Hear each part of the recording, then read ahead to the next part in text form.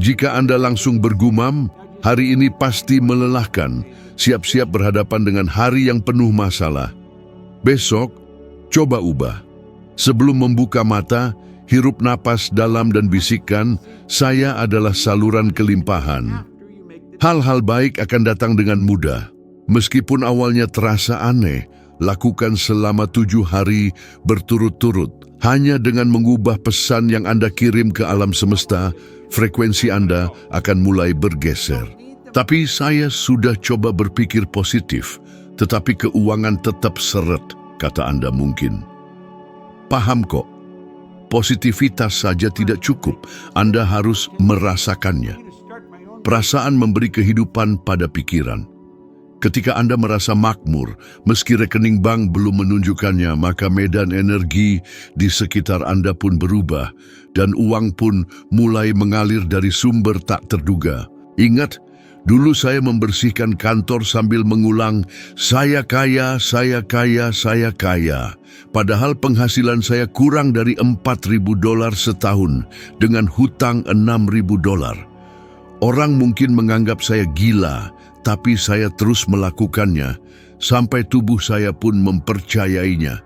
Beberapa bulan kemudian, saya mendapatkan kontrak besar dari jaringan kantor yang sebelumnya tak berani saya dekati. Jadi, perhatikan getaran Anda sepanjang hari. Rasakan kecemasan saat membayar tagihan, rasa takut memikirkan hutang. Kecemasan itu adalah tubuh Anda yang berkata, kita sedang bergetar dalam energi kekurangan. Ketika merasakannya, hentikan sejenak, letakkan tangan di dada, hirup napas, dan katakan, saya memilih untuk bergetar dalam kelimpahan. Jauhi orang-orang yang bergetar dalam energi kekurangan. Mereka yang selalu mengeluh, menyalahkan pemerintah, atau memandang orang kaya dengan mata penuh kebencian. Mereka seperti jangkar yang menahan Anda terbang tinggi. Coba selama seminggu, konsumsi hal-hal yang membangun Anda. Baca buku tentang kemakmuran, dengar audio positif, hentikan konsumsi berita negatif. Dunia luar Anda akan mencerminkan diet mental baru ini. Percayalah, ini bukan sihir, ini fisika.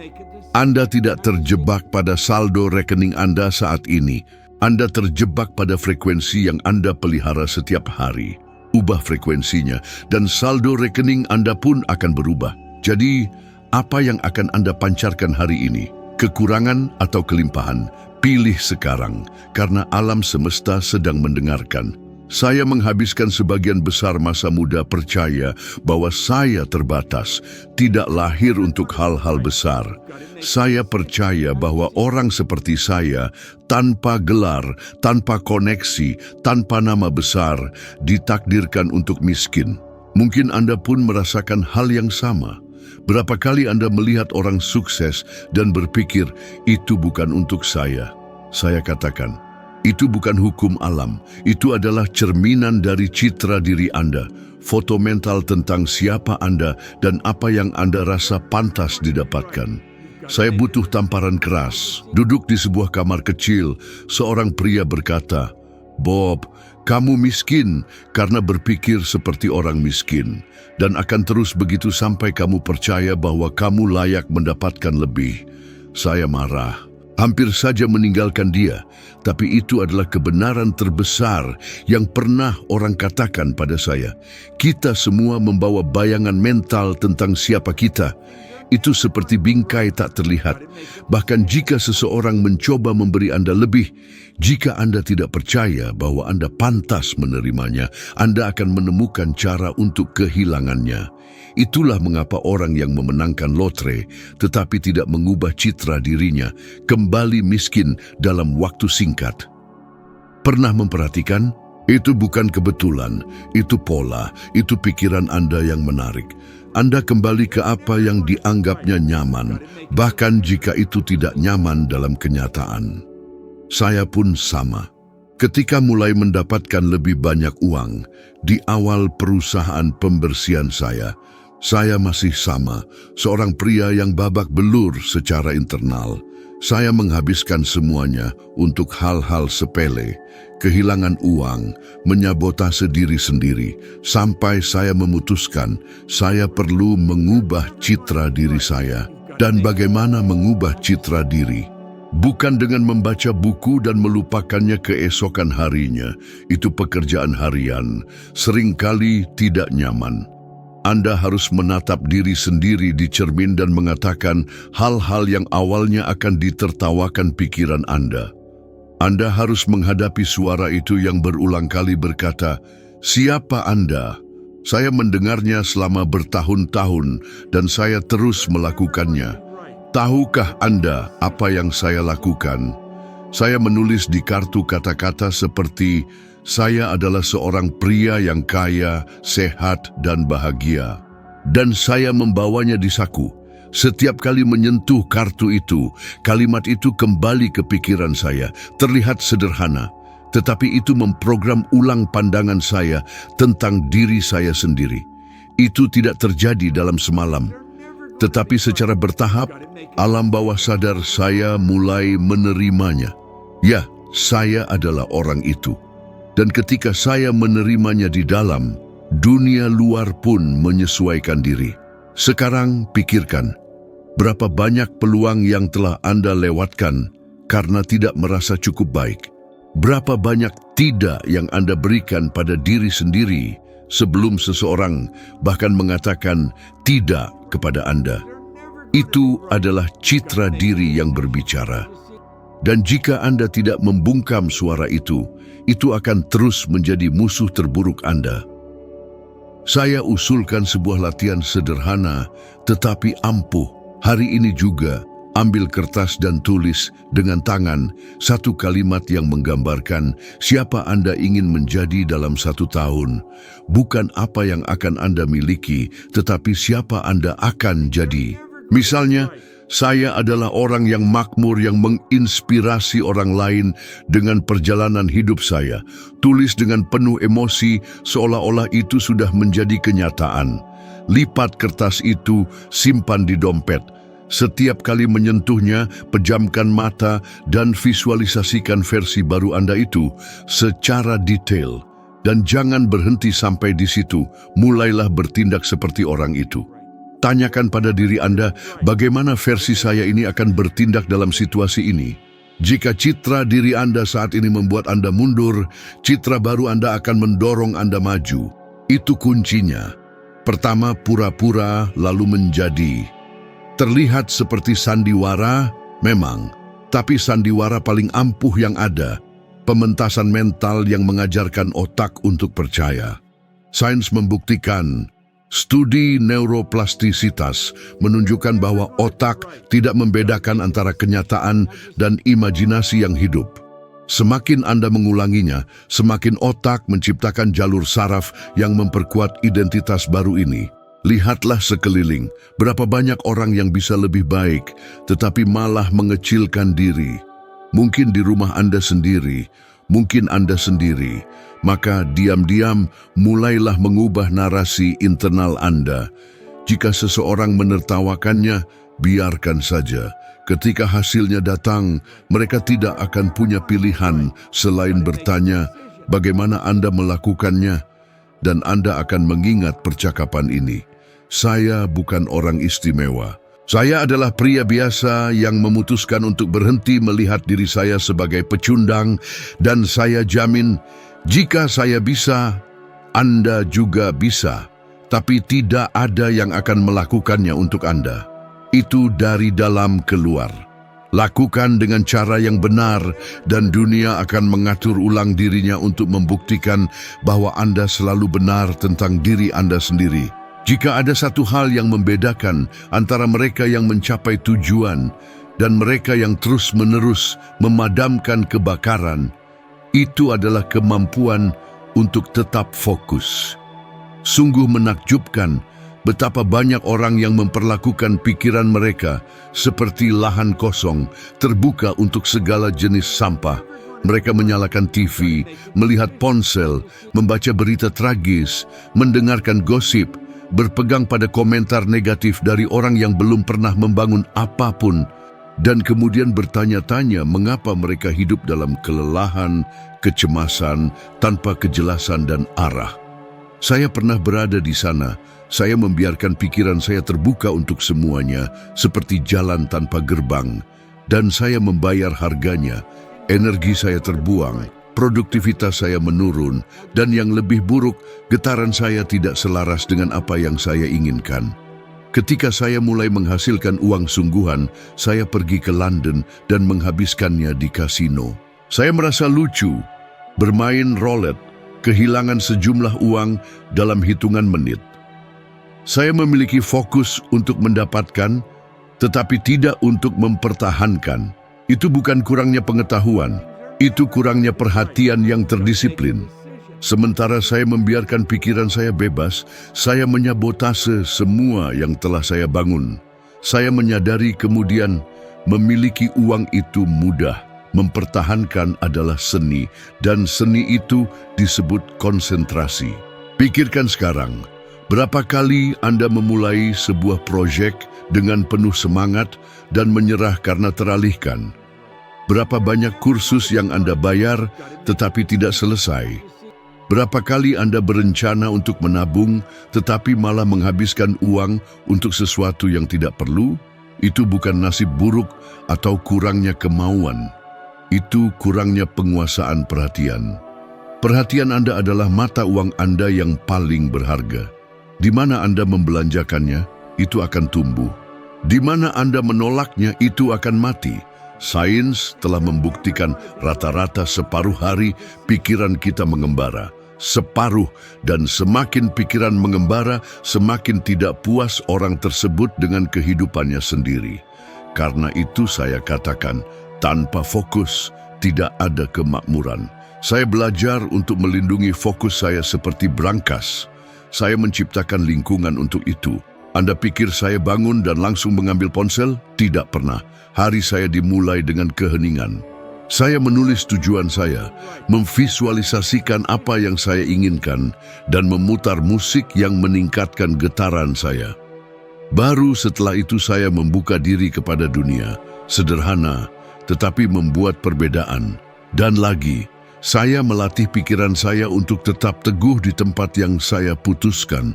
Saya berhenti beberapa kali sehari, menutup mata, dan bertanya, apa yang saya pikirkan? Apakah ini mendekatkan atau menjauhkan saya dari apa yang saya inginkan? Kebiasaan ini telah menyelamatkan saya dari jebakan gangguan ribuan kali. Pernah melakukan ini? Cobalah selama sehari. Anda akan terkejut dengan jumlah pikiran yang tidak berguna yang mengonsumsi energi Anda. Perhatian bukan hanya untuk pekerjaan, itu untuk hidup. Siapapun yang tidak mengendalikan apa yang mereka fokuskan, tidak mengendalikan apa yang mereka rasakan. Dan siapapun yang tidak mengendalikan apa yang mereka rasakan, hidup secara otomatis ditarik ke bawah oleh gangguan dari orang yang tidak ingin Anda tumbuh. Lakukan tes. Pilih satu tujuan saja untuk minggu ini. Hanya satu. Bisa jadi menabung sejumlah uang tertentu, berolahraga setiap hari, atau membaca 10 halaman buku pengembangan diri. Matikan semua notifikasi ponsel Anda. Jika seseorang perlu berbicara dengan Anda, mereka akan menelepon. Dan setiap kali pikiran Anda menyabotase, tanyakan, apakah ini mendekatkan atau menjauhkan saya dari tujuan saya? Jawab dengan jujur. Jika menjauh, kembali ke apa yang penting. Lakukan ini selama 7 hari. Kemudian ceritakan hasilnya kepada saya. Banyak orang bertanya kepada saya, Bob, bagaimana Anda bisa mengelola bisnis global, memberikan ceramah, menulis buku, dan masih terlihat tenang? Itu fokus. Saya tidak lebih pintar dari siapapun. Saya disiplin dalam apa yang saya biarkan masuk ke dalam pikiran saya. Saya mengatakan tidak pada 1000 hal baik untuk mengatakan ya pada sedikit hal yang luar biasa. Mungkin Anda tidak perlu mengelola perusahaan global, tetapi Anda perlu mengelola hidup Anda. Dan hidup Anda dipandu oleh apa yang Anda pilih untuk dilihat, didengar, dan dipercaya. Jangan menunggu motivasi setiap hari. Tidak ada yang memilikinya. Saya memiliki disiplin untuk melakukan apa yang perlu dilakukan, bahkan tanpa keinginan. Dan itulah perbedaan antara mengejar tagihan atau memiliki uang yang bekerja untuk Anda saat Anda tidur. Jika Anda ingin mengubah permainan, jadikan fokus Anda sebagai perisai suci. Lindungi apa yang Anda dengar, apa yang Anda lihat, siapa yang Anda biarkan berbicara di telinga Anda. Dekati orang-orang yang bergetar pada tujuan yang sama. Dan latih otak Anda untuk menyelesaikan apa yang Anda mulai. Tugas-tugas kecil yang diselesaikan menghasilkan kepercayaan diri. Dan kepercayaan diri menghasilkan tindakan. Tindakan menghasilkan hasil. Hasil menghasilkan kemakmuran. Pada akhirnya, ingat, pikiran Anda adalah sebuah kebun. Jika Anda tidak menanam tujuan, fokus, dan niat, gulma gangguan akan dengan cepat mengambil alih. Dan ketika itu terjadi, tidak ada gunanya menyalahkan dunia. Dunia mengembalikan apa yang Anda tanam dalam diri Anda. Saya telah membuat pilihan saya. Saya memilih untuk menjadi pemilik fokus saya. Dan karena itu, saya adalah pemilik takdir saya. Sekarang giliran Anda. Apakah Anda akan melindungi perhatian Anda atau terus memberikannya sebagai hadiah kepada apapun yang menghambat Anda yang memutuskan? Dengan memahami bahwa segala sesuatu adalah energi, segala sesuatu adalah getaran, saya menyadari sebuah kebenaran yang mengubah pandangan saya tentang orang-orang. Setiap hubungan adalah cerminan dari frekuensi yang saya pancarkan. Itu menjelaskan mengapa orang baik hidup dikelilingi oleh orang-orang yang menarik mereka ke bawah. Anda ingin makmur, tetapi hidup dikelilingi oleh orang-orang yang mengeluh tentang segala sesuatu, yang mengatakan bahwa menghasilkan uang adalah dosa, bahwa orang kaya adalah pencuri, bahwa kesuksesan adalah keberuntungan. Energi itu mencemari getaran Anda dan Anda bahkan tidak menyadarinya. Saya melihat ini terjadi pada saya berkali-kali. Pada awalnya, ketika saya masih menjadi petugas pemadam kebakaran di Toronto, rekan-rekan saya berkata, "Anda bermimpi terlalu tinggi, Bob. Bersyukurlah, ini sudah cukup baik," dan saya tanpa sadar menyerap itu. Sampai ketika mempelajari hukum ini, saya berpikir, mengapa saya meminta nasihat tentang kemakmuran kepada orang yang belum pernah makmur? Itu seperti tamparan di wajah saya. Dan Anda berapa kali melakukan itu? Menanyakan tentang bisnis kepada orang yang belum pernah membuka bisnis. Menanyakan bagaimana menjadi bahagia kepada orang yang menghabiskan hari-harinya mengeluh. Dengan mengubah getaran internal saya mulai menarik orang yang berbeda. Begitulah cara saya bertemu mentor yang mengubah sejarah hidup saya. Earl Nightingale, Val van de Walle, dan banyak lagi. Saya tidak mencari mereka. Saya menjadi seseorang yang bergetar pada frekuensi yang sama dengan mereka. Dan itu menarik koneksi-koneksi ini ke dalam hidup saya. Yang membuktikan ini dalam praktik adalah Oprah Winfrey. Lahir dalam kemiskinan, mengalami pelecehan, menghadapi rasisme. Tetapi sejak muda, ia mengatakan pada dirinya sendiri bahwa ia ingin didengar oleh jutaan orang. Ia bergetar sangat tinggi pada frekuensi pengaruh positif, sehingga siapapun yang perlu muncul, mentor, peluang, investor, dan siapapun yang tidak cocok dengan mimpi itu tertinggal. Jika ia tidak melakukan seleksi ini, ia akan ditelan oleh suara-suara yang mengatakan bahwa ia tidak cukup baik. Saya melihat begitu banyak orang berbakat menyerah karena terlalu banyak mendengarkan orang yang tidak bergetar pada frekuensi yang sama. Ingin sehat, tetapi hidup dengan orang yang menertawakan diet dan bercanda tentang olahraga. Ingin kaya, tetapi hanya bertemu orang yang membicarakan uang dengan buruk. Ingin bahagia dalam cinta, tetapi bersikeras untuk dikelilingi oleh orang-orang yang tidak percaya pada hubungan yang sehat. Itu tidak akan berhasil.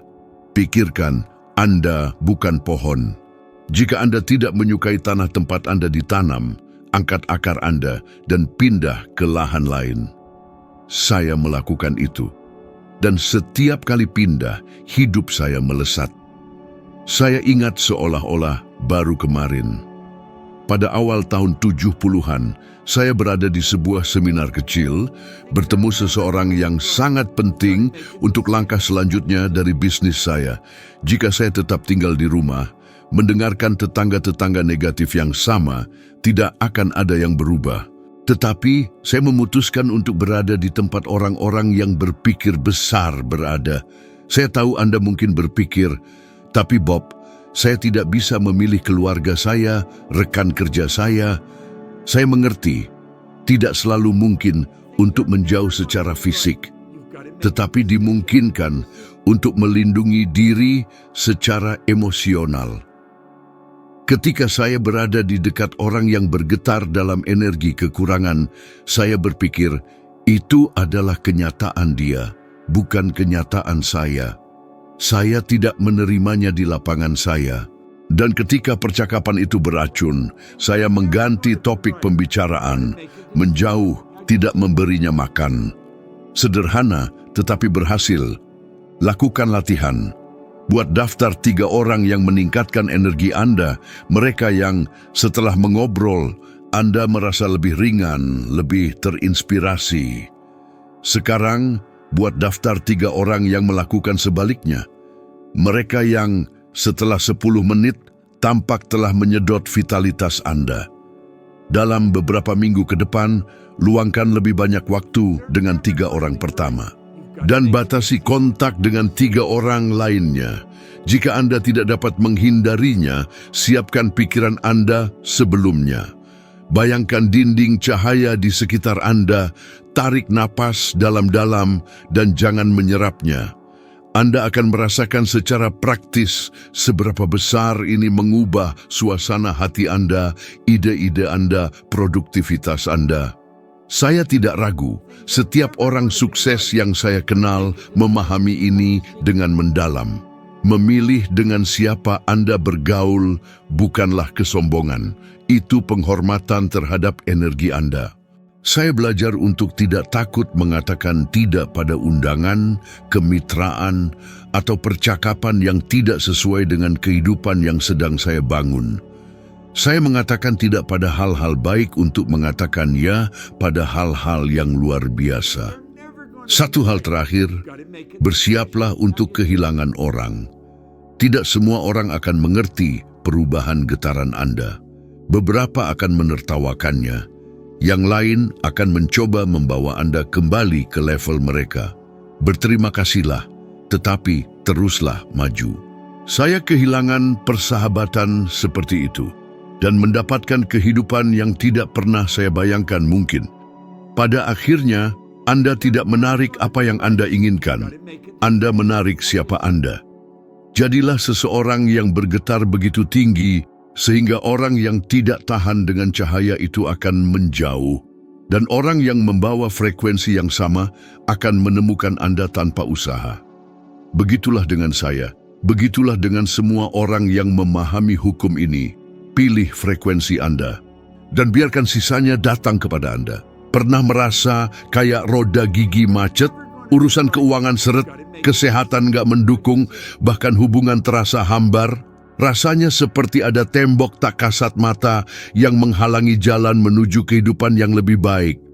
Lama saya juga begitu, merasa nasib ditentukan semata oleh keberuntungan atau keadaan di luar kendali. Sampai akhirnya saya menemukan kunci utamanya. Semua berawal dari dalam diri kita. Bayangkan alam semesta ini seperti orkestra raksasa. Setiap pikiran, perasaan, bahkan sel tubuh kita memancarkan frekuensi tertentu, sebuah getaran energi yang tak terlihat. Frekuensi ini menarik hal-hal yang seirama, rezeki, kesehatan, hubungan, layaknya magnet. Ini bukan klinik loh, ini sains. Seperti kata Einstein, segala sesuatu adalah energi dan hanya energi. Sadar akan hal ini, saya berhenti menyalahkan gaji yang pas-pasan, pemerintah yang bertele-tele, atau bahkan cuaca yang tak menentu. Kondisi keuangan yang mepet, Kesehatan yang rapuh dan rasa tidak bahagia hanyalah cerminan dari frekuensi yang saya pancarkan. Pernah nggak Anda mengeluh, uang nggak tumbuh di pohon, saya nggak beruntung, atau pasti ada masalah lagi? Setiap kalimat itu membawa energi negatif, menarik. Lebih banyak situasi yang memperkuat keyakinan negatif tersebut. Dulu saya seperti punya kutukan. Uang yang masuk selalu lenyap begitu saja, entah untuk hutang mendadak atau kebutuhan tak terduga. Itu adalah frekuensi saya yang bekerja melawan saya. Perubahan baru terjadi ketika saya menyadari perubahan eksternal diawali dengan perubahan internal. Banyak orang salah kaprah, menganggap cukup dengan mengucapkan afirmasi sesekali atau menempelkan stiker motivasi di kulkas. Tidak cukup. Mengubah frekuensi butuh latihan rutin, disiplin mental. Bayangkan seperti fitness, angkat beban sekali, lalu berharap badan langsung kekar. Tidak mungkin. Kita perlu ulangi sampai alam bawah sadar menerima frekuensi baru tersebut. Mau bukti? Perhatikan pikiran pertama Anda saat bangun tidur. Pikiran itu menentukan suasana sepanjang hari.